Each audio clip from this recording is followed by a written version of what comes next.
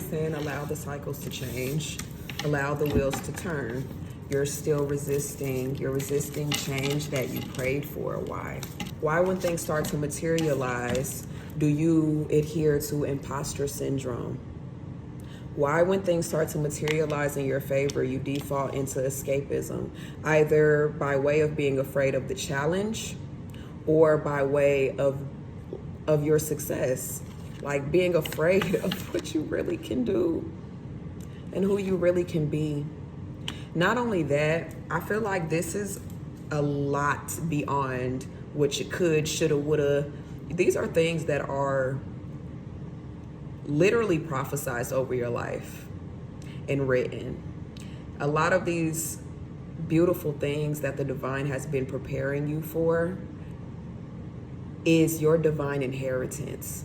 It is that reciprocation based on the seeds that you've sown and all of these people that you've helped and all of these beautiful things that you've done.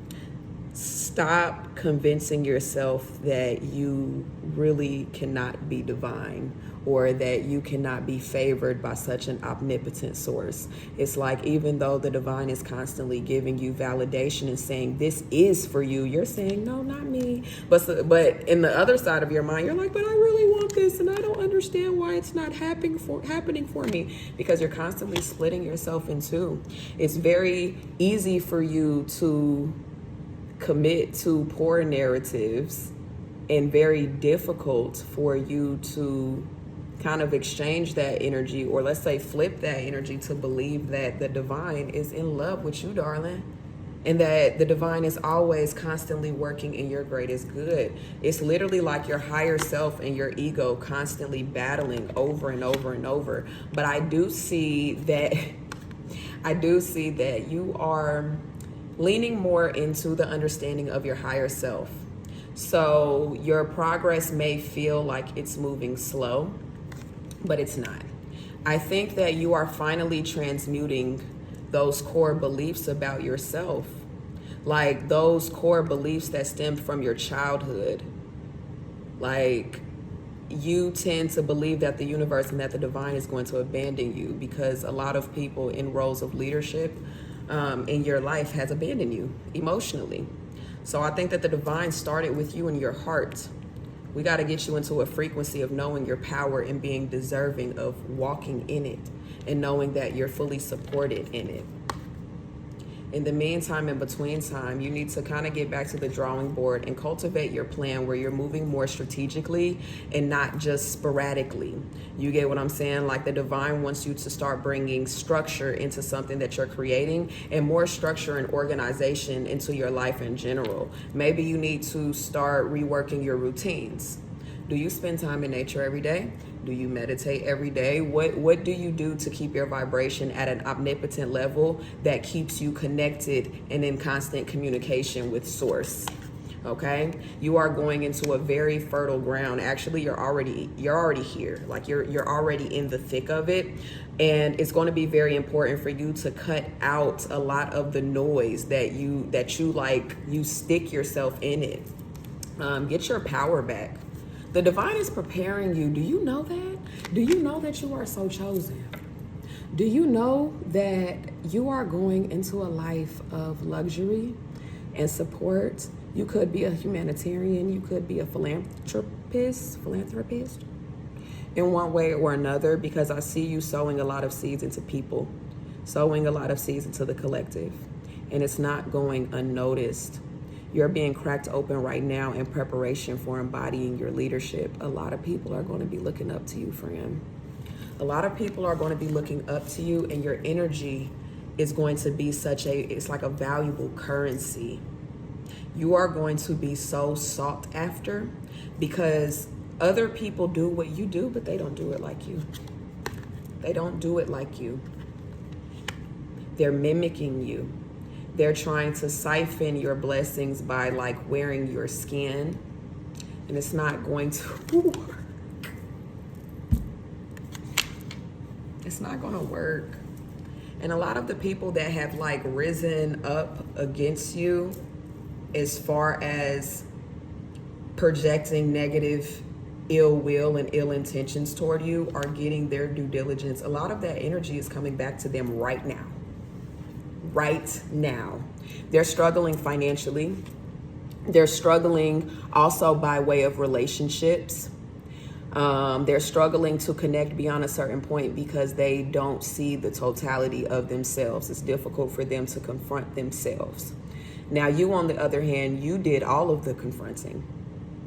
You didn't have a choice. It's like the universe just ripped the Band-Aid off. So you had to get in the thick of deceit, deception, liars, cheaters, people trying to steal your plate, people seeing you as a liability and not an asset, etc. But they couldn't have been more wrong. They're going to have to watch you from afar, have everything that they tried to cheat you out of, when in actuality, they could have joined you.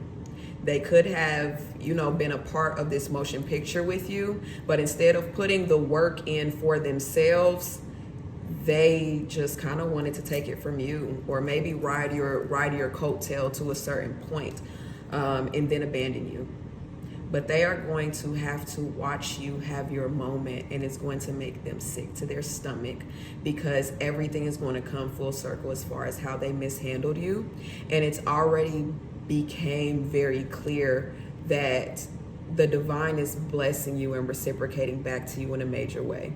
This person, these people, but specifically a person that were dogging you out, they believe they are like kind of spiritually inclined, but they're not really more inclined than you.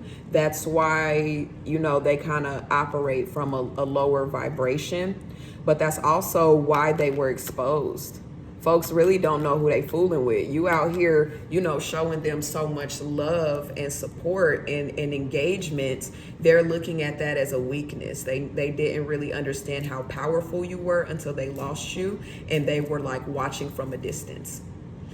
They literally feel like what they did to you should have shut you down. It should have shut you down.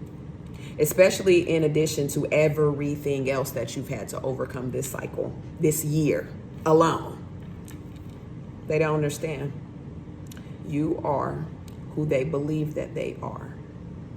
And that is why they feel so conflicted. Because they respect you, but they're not going to give you your flowers.